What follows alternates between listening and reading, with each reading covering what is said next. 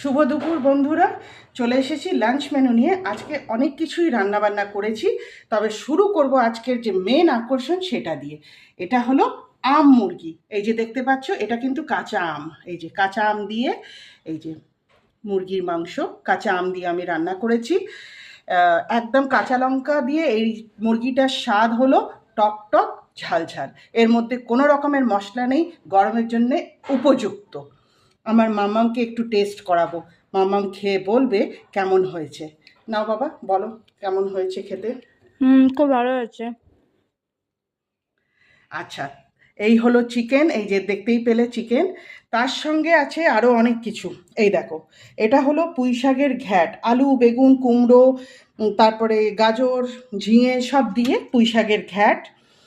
এইদিকে আমার থালাও সাজানো হয়ে গেছে। এই যে করলা ভাজা, চাকচাক করে করলা ভাজা। এটা হলো কাঁকরোল ভাজা। তার সঙ্গে শসা পেঁয়াজ তো অবশ্যই আছে। তার সঙ্গে এটা হলো গুড় দিয়ে আমের ঝোল, এই গরমের দিনে গুড় দিয়ে আমের ঝোল। আর এটা হলো ধনেপাতার টক চাটনি। একটু টকটক হলে খাবারটা বেশ জমে।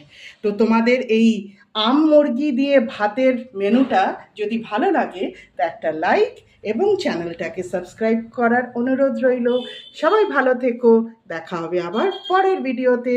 টাটা।